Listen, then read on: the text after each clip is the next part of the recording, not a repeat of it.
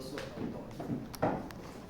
¿Cuál es el objetivo? El objetivo es que ustedes puedan reconocer cómo se produce la regulación del sistema nervioso autónomo, específicamente utilizando dos grupos de fármacos, ¿no? Fármacos adrenérgicos y fármacos colinérgicos. El primer grupo de fármacos adrenérgicos lo vamos a realizar el día de hoy en teoría, y el segundo grupo de fármacos colinérgicos los veremos la próxima semana. Entonces, antes de iniciar vamos a plantear algunas preguntas, ¿no? Por ejemplo, ¿cuál es la función del sistema nervioso autónomo? ¿Qué función tiene el sistema nervioso autónomo? El sistema nervioso autónomo es parte del sistema nervioso que se encarga de estudiar las funciones involuntarias. Por ejemplo, si nosotros hablamos de funciones involuntarias, podríamos hablar de la presión arterial, la respiración, la digestión, la eliminación de desechos. Tenemos algunas de estas funciones involuntarias. ¿Alguien, por ejemplo, puede aumentar de manera voluntaria su presión arterial? No, ¿verdad? Necesitamos algún estímulo o una regulación. Lo mismo, la digestión, ¿podríamos aumentar la secreción salival de forma voluntaria? Tampoco. Entonces, estas funciones que corresponden a la homeostasis o deberían mantenerse en equilibrio van a ser reguladas por el sistema nervioso autónomo. Este sistema nervioso autónomo se divide en dos ramas. Por ejemplo, podríamos tener una rama simpática y una rama parasimpática, ¿sí? Una rama simpática y una rama parasimpática. En el caso del sistema nervioso simpático, por ejemplo, vamos a tener situaciones que nos preparan para lucha y huida. Y aquí el neurotransmisor vendría a ser la noradrenalina. Esta noradrenalina puede ser de repente copiada, entre comillas, podríamos tener fármacos que pueden ser fármacos adrenérgicos, ¿no? Fármacos adrenérgicos. Y por el otro lado tenemos a la otra rama que vendría a ser la rama parasimpática, ¿sí? Rama parasimpática.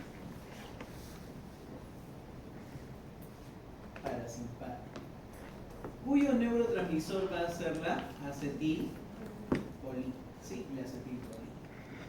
Entonces, los fármacos que modifican esta actividad parasimpática los llamaremos colinérgicos, ¿sí? Colinérgicos. Entonces, podríamos tener, por ejemplo, fármacos que pueden ser agonistas, como también antagonistas. Agonistas adrenérgicos, y también podríamos tener antagonistas adrenérgicos. ¿Me dejo entender, jóvenes? Agonistas y antagonistas adrenérgicos. Y del mismo lado también podríamos tener a los agonistas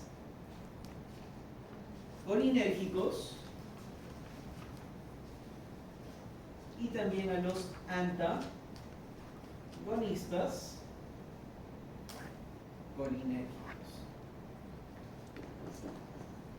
¿Sí? ¿Se entiende la definición? Entonces, ¿para qué me prepara el sistema simpático, jóvenes? ¿Para qué me prepara el sistema simpático?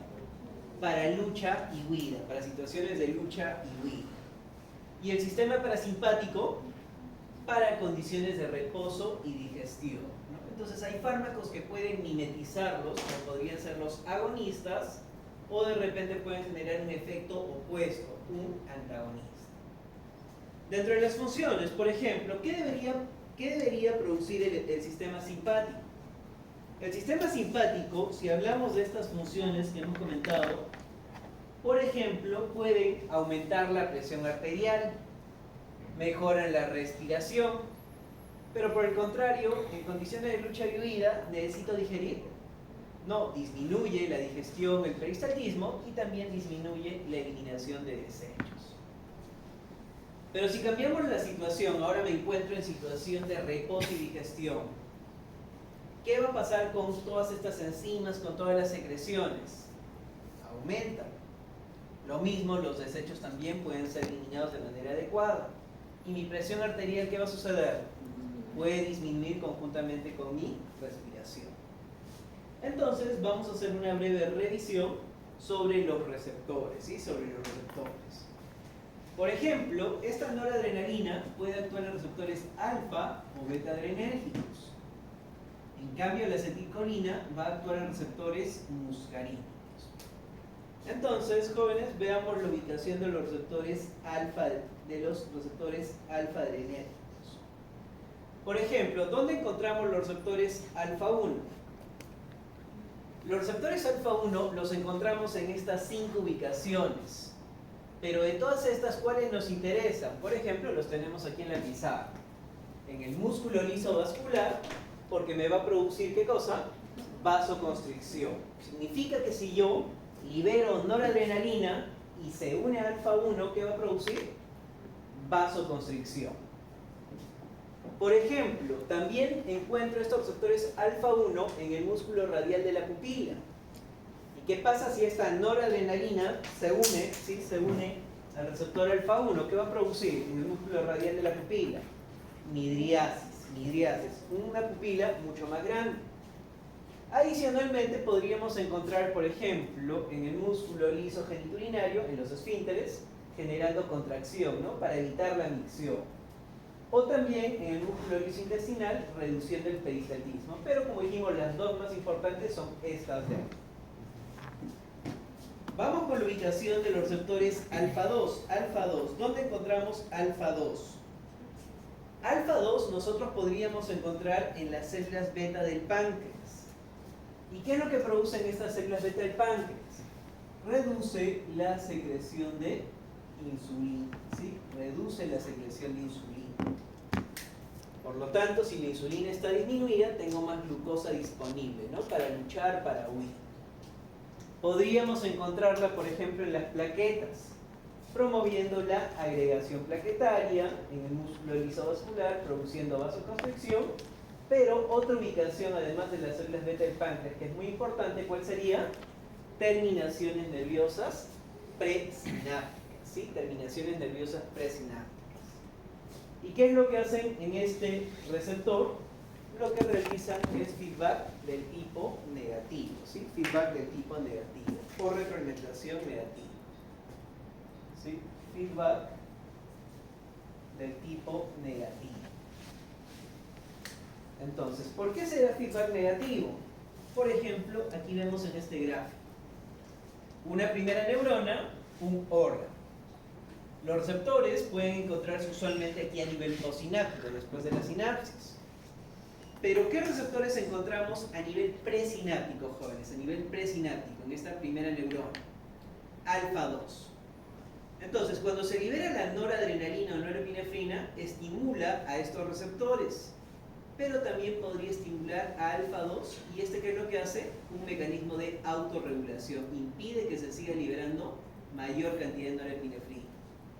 Porque se imagínense grandes cantidades de norepinefrina, ¿qué puede producir? Todo un efecto exagerado, ¿verdad? ¿Y cómo se autorregula? Gracias a estos receptores alfa 2 a nivel presináptico. Feedback negativo, ¿sí? Recuerden eso. Vamos con la ubicación de los siguientes receptores. ¿Qué receptores? Beta 1.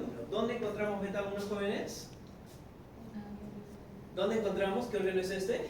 El corazón, ¿no? El corazón. Específicamente en estas 3 ubicaciones. Nódulo aurículo sinusal, nódulo aurículo ventricular y también en el músculo de las aurículas y los ventrículos, en la misma pared muscular. Entonces, aquí nosotros tenemos los 3 efectos que produce. Por ejemplo, en el nódulo aurículo sinusal va a incrementar la frecuencia cardíaca. Y a esto se conoce como efecto cronotrópico. ¿Crono de qué viene, jóvenes? Tiempo. Entonces incrementa la frecuencia cardíaca. En el nódulo auriculoventricular, ¿qué es lo que produce? Aumenta la velocidad de conducción. Hace que el impulso que se genera aquí, por ejemplo, pueda transmitirse de manera muy rápida hacia el resto del corazón. Entonces, a eso se denomina, ¿qué cosa? Dromotropismo. Dromotropismo también positivo. Y en las paredes, en los músculos de las aurículas y ventrículos, aumenta la fuerza de contracción. Y a eso se denomina efecto inotrópico, inotropismo positivo, dando como consecuencia que este corazón se contraiga de una manera más rápida, más fuerte, y a eso llamamos taquicardia, ¿no? Entonces, la adrenalina o la noradrenalina me está preparando para lucha y huida con taquicardia. Y adicionalmente también tenemos una ubicación que son las células yuxtaglomerulares, que estas se encuentran a nivel renal, a nivel de los riñones. Liberan renina para regular la presión arterial, aumentan la presión arterial, ¿no? Pero la más importante es justamente la del corazón. Vamos con los receptores beta 2. ¿Dónde se encuentran receptores beta 2? Beta 2. Beta 2 se encuentran en todos los músculos lisos, en todos los músculos lisos. Músculo liso bronquial, gastrointestinal, genitourinario, vascular, uterino, en todos los músculos lisos. Y en todos los músculos lisos, ¿qué produce? Relajación, que se relaje. Pregunto, si el músculo liso bronquial se relaja, ¿mejora o no la ventilación? Sí. ¿Ustedes han escuchado de un fármaco llamado salbutamol? Sí. ¿Para qué se utiliza el salbutamol, jóvenes? Tratamiento del asma, ¿no? Tratamiento del asma. Entonces, hay un fármaco que puede actuar de manera específica en beta 2, generando justamente broncodilatación o relajación del músculo liso bronquial. A nivel gastrointestinal, ¿qué va a pasar con este músculo liso si es estimulado? Beta 2.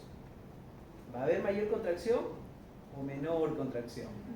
Menor contracción. Entonces reducimos el peristaltismo. Entonces, en todos los músculos lisos va a tener un efecto relajante. En los hepatocitos, músculo esquelético, promueve, ¿sí? Va a promover la glucogenólisis, ¿sí? Principalmente la glucogenólisis.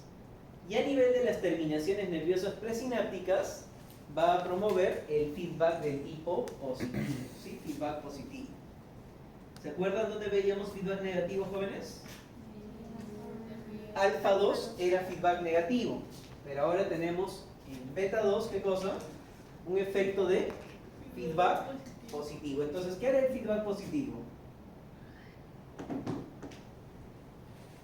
¿Qué efecto yo esperaría con el feedback positivo? Va a inducir que haya más... Libera norepinefrina, estimula a todos los receptores, pero una parte puede regresar a beta 2. ¿Y qué hace con beta 2? Promueve que se libere más norepinefrina, entonces va a potenciar este efecto, va a hacer que el sistema simpático sea mucho más intenso. ¿Se entiende? Entonces eso sería con beta 2.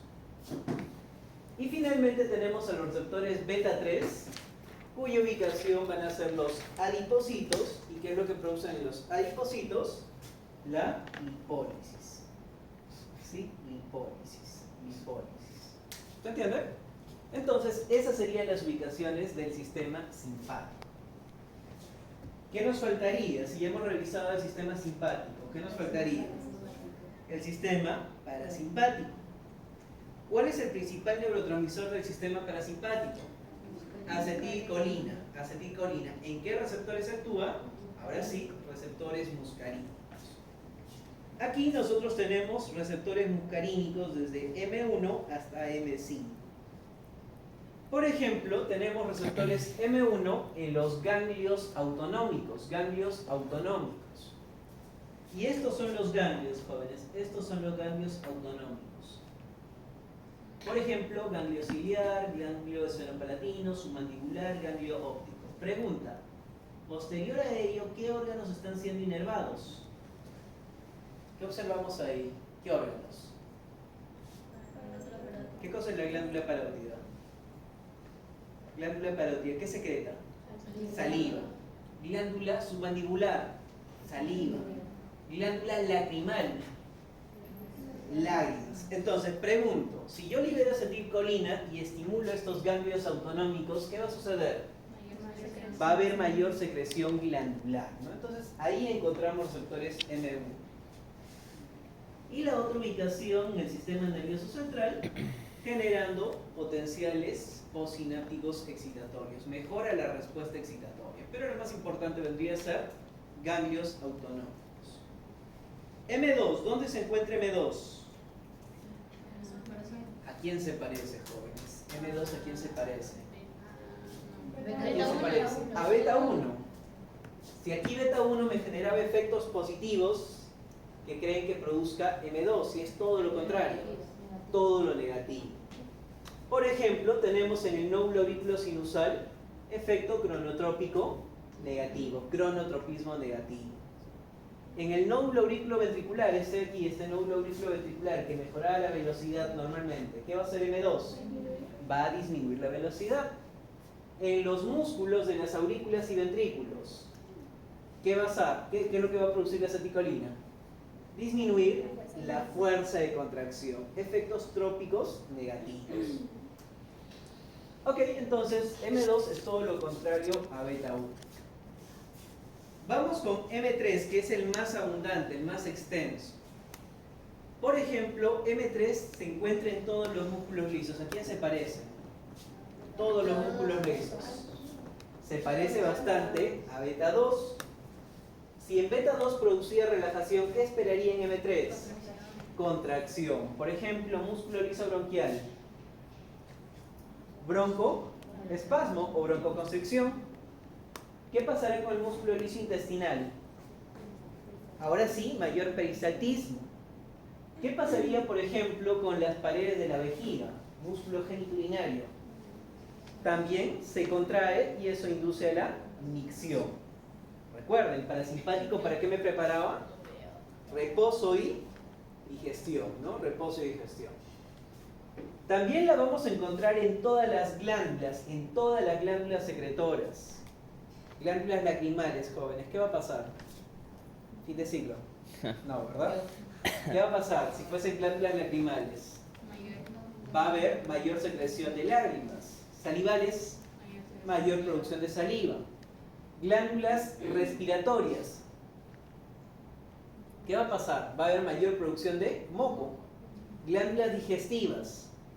También aumenta la secreción. Todas las glándulas tienen receptores M3 y al ser estimuladas aumentan su secreción.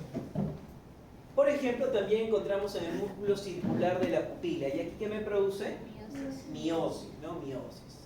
En las células endoteliales, en el endotelio vascular, por ejemplo, se va a producir endotelinas, que son agentes vasodilatores, potentes vasodilatadores.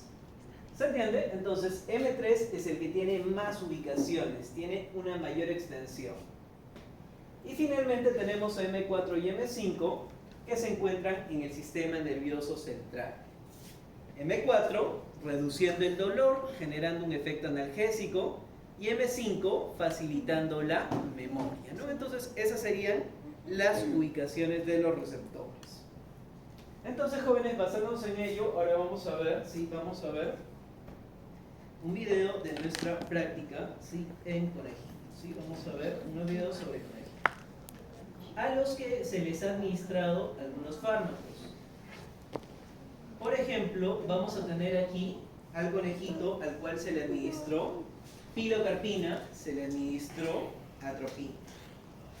Pero antes de poder administrarle el fármaco, ¿qué necesitamos hacer, jóvenes? Antes de administrarle, ¿qué necesitamos? Conocer sus parámetros basales, ¿no? Sus basales. Entonces, por favor, estén atentos a los datos que nos brinda este video. Anotamos, por favor. Son los Primero, datos vamos a basales. registrar los parámetros basales en el conejo, ¿correcto? Para poder hacer esta práctica, nosotros primero tenemos que inducir anestesia general al conejo. Hemos usado un medicamento que se llama pentobarbital. Es un barbitúrico que se utiliza para inducir anestesia. Una vez que el conejo está anestesiado, podemos recién evaluar la frecuencia cardíaca, frecuencia respiratoria y todos los parámetros que vamos a evaluar ahora en la práctica. Si el conejo estuviese despierto no se podría, no nos dejaría, ¿correcto? Entonces, ahora que el conejo está anestesiado, vamos a evaluar el primer parámetro, que es la frecuencia cardíaca. La frecuencia cardíaca normal de un conejo está oscilando entre 250 a 350 latidos por minuto, ¿no? Obviamente es una frecuencia cardíaca muchísimo más elevada que de una persona. Vamos a evaluar en este conejo en cuanto a su frecuencia cardíaca. Nosotros tomamos de referencia un tiempo, puede ser de 60 segundos, sería lo ideal, pero como tenemos poco tiempo en el laboratorio, ¿cierto? Evaluamos 10 segundos y luego lo multiplicamos por 6, ¿correcto? Y extrapolamos el minuto. La frecuencia cardíaca del conejo es 290 latidos por minuto, ¿correcto? Latidos por minuto. Luego, otro parámetro que vamos a evaluar es la frecuencia respiratoria. Como ustedes ven, podemos evaluar, ¿cierto?, la frecuencia respiratoria. ¿Ven? La respiración del conejo, ¿cierto? Igual, ¿no? En 10 segundos y luego extrapolamos el minuto. La frecuencia respiratoria del conejo es de 42 respiraciones por minuto, ¿correcto? 42 respiraciones por minuto. Luego vamos a evaluar el diámetro pupilar. Como nosotros podemos ver acá, ¿cierto?, la pupila se encuentra con un diámetro específico, ¿no? Y si nosotros vamos a hacer la medición con una regla, el diámetro pupilar de este conejo es de 5 milímetros, ¿correcto? 5 milímetros, ¿no? Diámetro pupilar.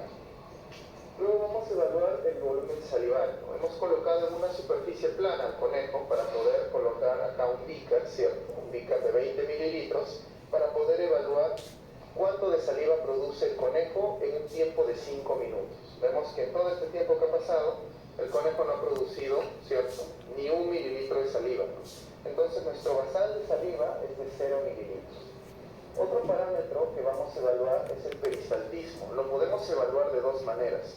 Vamos a ver ondas peristálticas, correcto, a nivel del abdomen, pero acá como vemos que el peristaltismo se encuentra de alguna manera normal, ¿cierto? No se encuentra ni acelerado ni deprimido. Esas ondas no se van a marcar tanto, ¿no? A simple vista no se aprecian ondas a nivel abdominal. Otra forma de poder evaluar el peristaltismo es ver si hay presencia de heces, ¿no?, la cual no presenta en este momento el conejo. Correcto, de esas dos maneras vamos a evaluar el peristaltismo.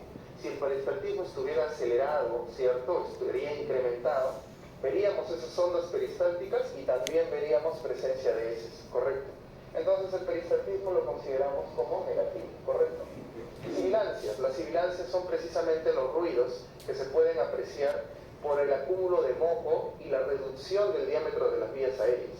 Como en este momento no hemos modificado, ¿cierto?, el diámetro de las vías aéreas, ni hemos inducido que haya mayor producción de moco en las vías respiratorias, no se aprecian las sibilancias, ¿no?, que son como silbidos, ¿correcto? No se aprecian, negativo, ¿no?, sibilancias negativas. Y por último, los ruidos hidroaéreos, que precisamente se generan por el peristaltismo elevado. Como no ha habido un peristaltismo elevado, obviamente los ruidos hidroaéreos no se van a apreciar. Eso obviamente lo podemos, ¿cierto?, apreciar mediante el estetoscopio. Hemos medido, hemos evaluado con el estetoscopio y no se presentan esos ruidos hidroaéreos. ¿Sí? Todos esos basales. Ok, esos vendrían a ser los parámetros basales del conejito antes de administrarle el fármaco. Entonces, ahora lo que vamos a hacer es administrarle un fármaco llamado pilocarpina. Pilocarpina, ¿sí? Lo vemos ahí, pilocarpina. Entonces, ¿qué podríamos adelantar de la pilocarpina? La pilocarpina viene a ser un fármaco agonista. Agonista colinérgico. Agonista colinérgico. No selectivo, es no selectivo. Entonces pregunto, jóvenes, si es un agonista colinérgico, ¿qué esperaría de este fármaco? Agonista. ¿Qué hará un agonista? Mimetiza la acción de alguien. Colinérgico. ¿A quién va a mimetizar? ¿A la noradrenalina o a la acetilcolina? A la acetilcolina. Les dije que es no selectivo. Puede actuar sobre M1, M2, M3, M4 o hasta M5. ¿Se entiende? Entonces voy a observar estas respuestas. Entonces, aquí por ejemplo el peristaltismo se evalúa bajo tres formas. La primera, ondas peristálticas. Se observa el abdomen y si se producen ondas. De repente visualmente no se logra evidenciar, pero sí se podría evidenciar de repente las heces, que es el producto. Y al mismo tiempo también los ruidos hidroaéreos. Son casi las 2:40, jóvenes. ¿Alguno de ustedes ha almorzado? Yo no. No, ¿verdad? Doctor, me suena la pancita. Esos son ruidos hidroaéreos. Ok, que descanse. ¿Se entiende? Esos son los ruidos hidroaéreos, producto también del peristaltismo. En cuanto a las sibilancias son ruidos que se producen durante la respiración por presencia de moco u obstrucción de las vías aéreas. Ustedes en algún momento han estado resfriados, ¿no? Y cuando respiran, ¿será fácil? ¿Por qué no pueden respirar fácilmente? Doctor, porque justamente tengo moco, ¿no? Mis vías respiratorias están obstruidas. Y cuando el aire sale, genera como un soplido, como un silbido. Eso llamamos sibilancias. O peor aún, ¿qué pasaría si mi músculo liso bronquial tiene esto, broncoespasmo? Igualmente, el aire sale con dificultad, generando sibilancias o de repente también ruidos crepitantes, ¿no? Como arrugar un papel. Ok, entonces ahora sí, estamos atentos por favor, cuando administramos la...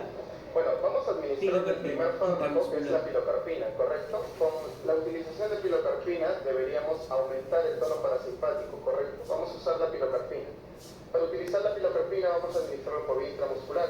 Para administrar por vía intramuscular tengo que palpar acá una eminencia ósea que se encuentra acá en la extremidad inferior del conejo. Y más o menos a la altura de mi uña, correcto, a la mitad de la altura de mi uña, yo introduzco la aguja. Tengo que aspirar un poco para ver si estoy en un vaso, no estoy en ningún vaso, así que administro el contenido, ¿no? De manera perpendicular. Las administraciones intramusculares se dan de manera perpendicular. Así que vamos a evaluar, ¿cierto? Vamos a esperar en qué momento la pilocarpina va a empezar a hacer el efecto. La pilocarpina va a potenciar el efecto, ¿cierto? O el tono parasimpático. Uno de los principales efectos al aumentar el tono parasimpático y uno de los primeros que se ve es que el conejo empieza a salivar. Entonces, cuando el conejo empieza a salivar, ese va a ser nuestro periodo de latencia, que es el periodo que pasa desde la administración de un medicamento hasta ver las principales manifestaciones de este. La primera manifestación es la salivación. Entonces, cuando el conejo empieza a salivar, yo puedo decir que la pilocarpina ya está haciendo un efecto de manera más intensa, ¿correcto? No solamente a nivel de glándulas salivales, sino ya puedo extrapolar a otros órganos. Y recién ahí vamos a empezar a evaluar todos los parámetros que hemos estado evaluando. Vamos a esperar que el conejo salive. Si ustedes ven, miren, se está llenando de saliva el hocico del conejo, ¿eh? Se está llenando de saliva. ¿Sí? Entonces, en cualquier... ya empezó a caer, ¿eh? Entonces, en ese tiempo nosotros hemos controlado aproximadamente 2 minutos, ¿correcto? 2 minutos. A los 2 minutos, la pilocarpina ya está empezando a hacer un efecto. Como ustedes ven, el conejo está empezando a salivar, ¿no? Bastante evidente la saliva, ¿no? No solamente empieza a salivar, sino también, si ustedes ven su ojo, está más húmedo, ¿no? O sea, también hay secreción de la glándula lagrimal, ¿correcto? Entonces, nosotros ya podemos decir que la pilocarpina ya está haciendo un efecto sistémico, ¿correcto? De la administración intramuscular. ¿Lo vemos? No. La salivación es bastante evidente. El conejo está moviendo, está anestesiado, señorita. El conejo está moviendo el hocico porque está produciendo tanta saliva que quiere deglutirla, ¿correcto? Quiere deglutirla, pero obviamente ese proceso de deglución está deprimido también por la anestesia general. Vemos cómo el conejo empieza a salivar. Entonces vamos a evaluar ya todos los parámetros que hemos estado nosotros registrando en el basal. El primer parámetro que vamos a evaluar es la frecuencia cardíaca, ¿correcto? Vamos a evaluar de nuevo la frecuencia cardíaca. La saliva la estamos controlando en 5 minutos, ¿correcto? Yo a los 5 minutos voy a retirar este beaker y vamos a registrar cuánto de saliva está produciendo el conejo. Vamos a evaluar primero la frecuencia cardíaca.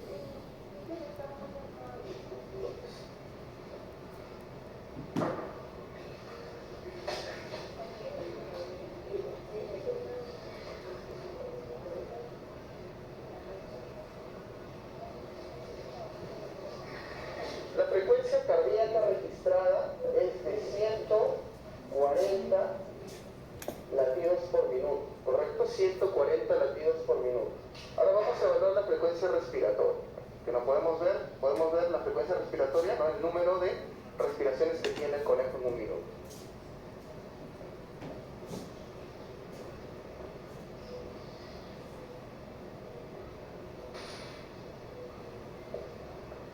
La frecuencia respiratoria es 24 respiraciones por minuto, ¿correcto? 24 respiraciones por minuto. Luego vamos a evaluar el diámetro pupilar. Vamos a evaluar el diámetro pupilar. Pero antes de evaluar el diámetro pupilar, ya se han cumplido los 5 minutos, ¿correcto? Vamos a retirar este beaker de acá. Vamos a colocar otro beaker nuevo y lo que vamos a más o menos colocar... ¿cuántos mililitros tendrá 5 minutos, metro pupilar. Pero como respiraciones por minuto, ¿correcto? 24 respiraciones por minuto. Luego vamos a evaluar el diámetro pupilar. Vamos a evaluar el diámetro pupilar. Es que tiene el conejo en un minuto. La registrada es de 140 latidos por minuto, ¿correcto? 140 latidos por minuto. Ahora vamos a evaluar la frecuencia respiratoria.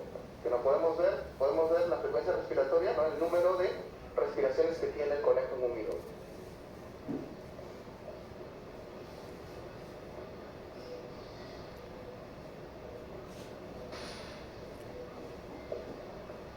La frecuencia respiratoria es 24 respiraciones por minuto, ¿correcto? 24 respiraciones por minuto.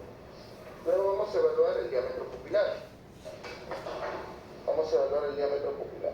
Pero antes de evaluar el diámetro pupilar, ya se han cumplido los 5 minutos.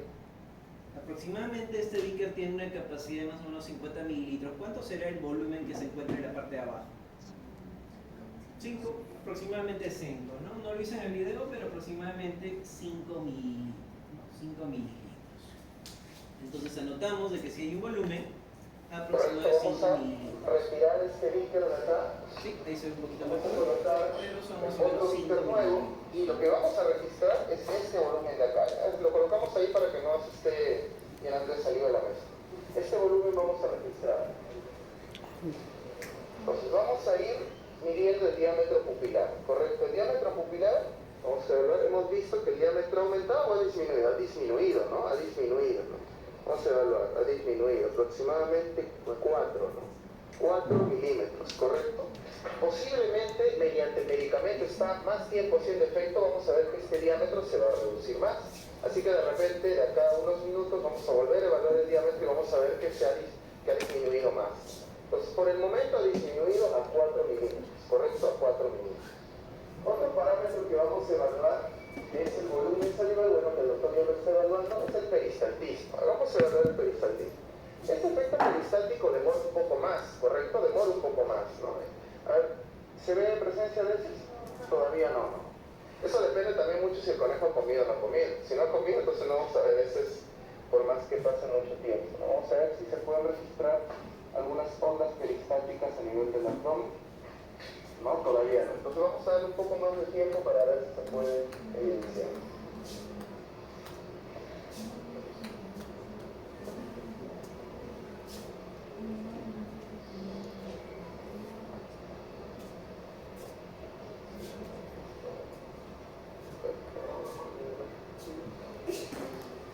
Vamos a evaluar ahora los ruidos hidroaéreos, ¿correcto? Los ruidos hidroaéreos. Eso se evalúa a nivel del abdomen.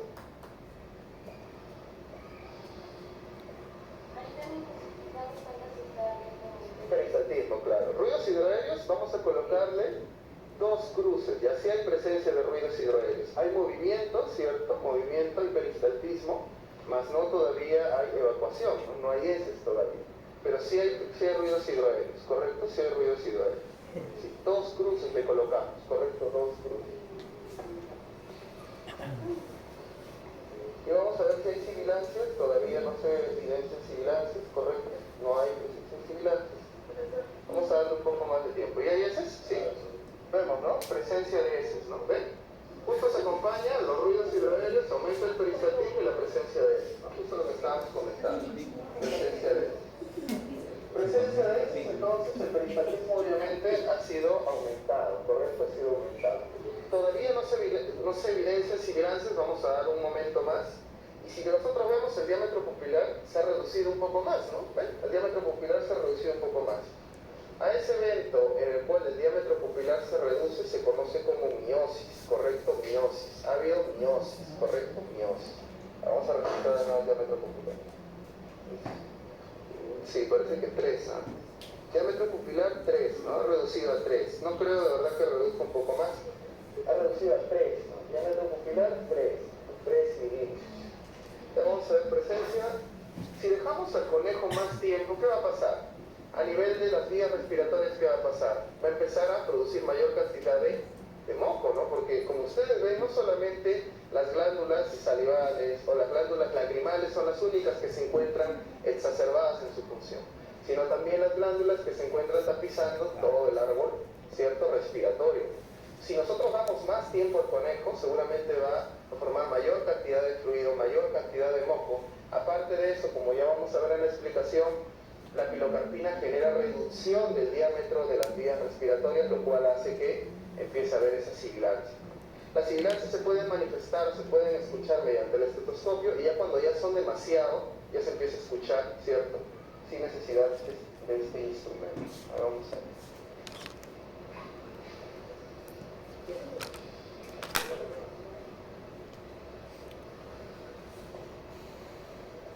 Hay cierta producción de sibilancias, bueno, de ruidos. Una cruz nada más le colocamos, ya, una cruz. O sea, no es tan intenso. Hay una cruz, ¿no? Ok, jóvenes, entonces eso sería con relación a la pilocarpina. Doctor, una Bien. pregunta. ¿La pilocarpina qué tipo de fármaco es? Un agonista colinérgico. Yo tengo la acetilcolina, el cual está estimulando a M1, M2, M3, M4 y M5, ¿verdad? Eso es lo que hemos visto por ser un neurotransmisor. Ahora, yo tengo la pilocarpina,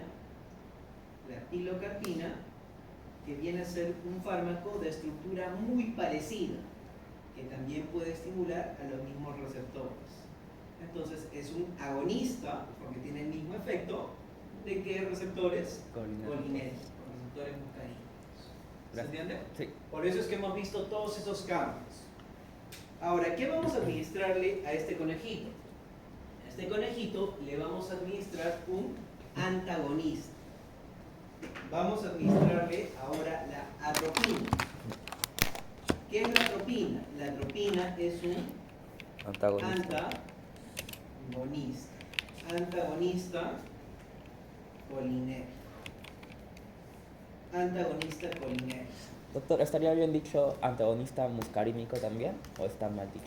El término no es el adecuado. Que actúa sobre receptores muscarínicos, sí, es un antagonista en receptores muscarínicos, pero se entiende la idea. ¿Sí? Entonces, jóvenes, vamos a evaluar. Vamos a administrar ahora la atropina. La atropina la vamos a administrar por vía endovenosa. La vena, la opción va a ser que el sabes que no. Vamos a adelantar un poquito. Por ejemplo, en este caso se va a administrar la atropina por vía intravenosa. Si yo sé que un agonista está mimetizando a la acetilcolina, ¿qué es lo que va a hacer un antagonista? ¿Qué va a hacer con este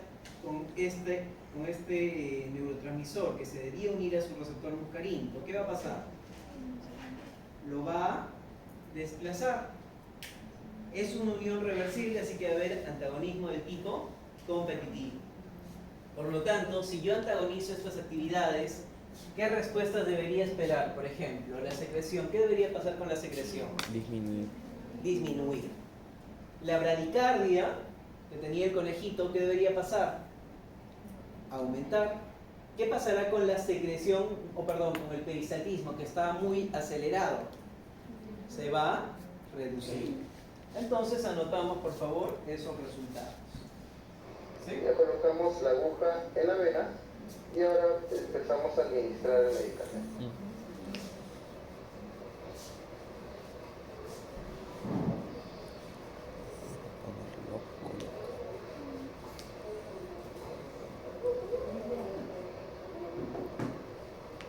Una vez que ya estoy terminando la administración del medicamento, ¿cierto? Coloco un algodoncito acá, ¿cierto? Hago presión y listo. Cuando yo digo que el medicamento, la atropina, ya hizo efecto, la atropina bloquea el sistema parasimpático, miren su ojo, ¿no? Midriasis, ¿no? Aumento del diámetro pupilar y el conejo dejó de salivar, el conejo dejó de salivar. ¿Ven? ¿Por qué la atropina hizo un efecto más rápido? Principalmente por la vía de administración. La vía endovenosa es una vía más rápida que la vía intramuscular, ¿correcto? Miren el diámetro pupilar, ¿cuánto mide? El diámetro pupilar, creo que más de un centímetro y medio. Bueno, sí, uno. 10 milímetros, correcto, 10 milímetros, ¿no? Diámetro pupilar, 10 milímetros, correcto, 10 milímetros. El conejo dejó de salivar, correcto, esa es una característica muy importante, ¿no?, de la atropina. La atropina bloquea el sistema parasimpático, correcto. Miren, el diámetro pupilar, ¿no?, lo que les estaba colocando. Colocamos acá, ¿cierto?, el beaker y vemos de que la saliva, el conejo ya no produce saliva. Lo más evidente ha sido el diámetro pupilar y la ausencia de salivación, correcto.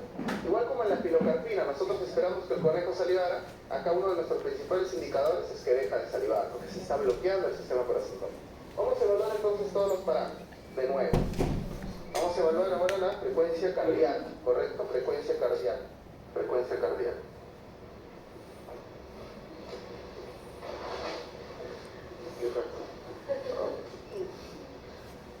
Frecuencia cardíaca. Ahora vamos a evaluar la frecuencia cardíaca. Sí, también es importante.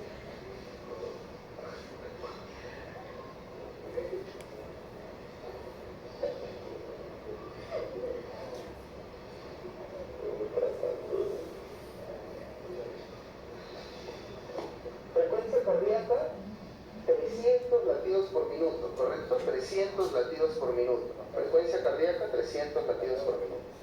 Frecuencia respiratoria, vamos a evaluar. Frecuencia respiratoria.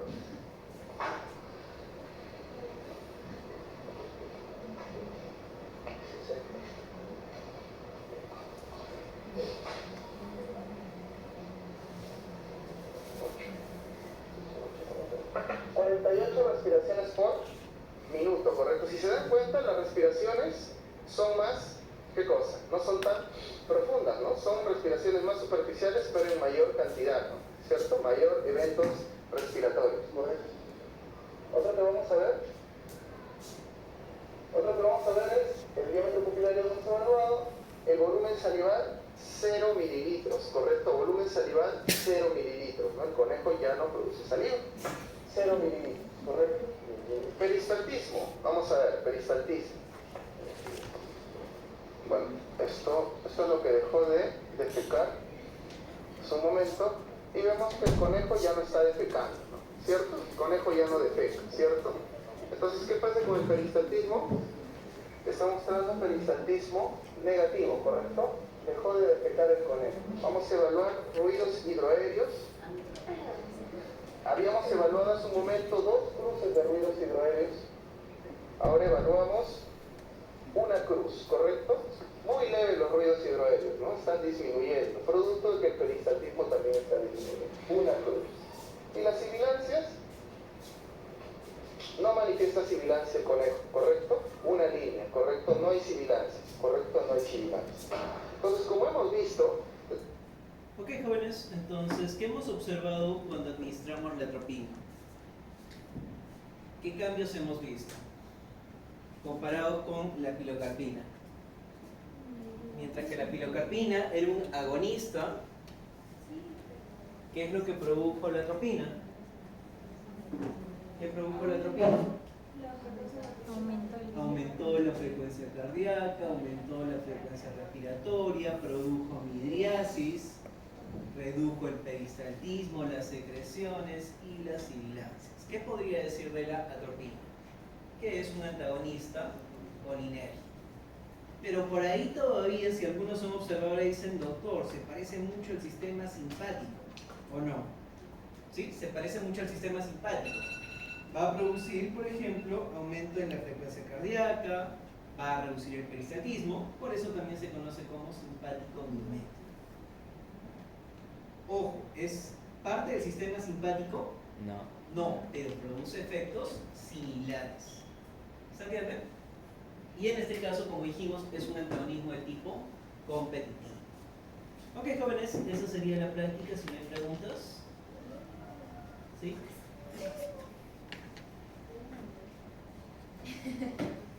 Ok, entonces vamos a continuar con la revisión de artículos, por favor. Y seminarios, primero, en ese orden, seminarios y artículos.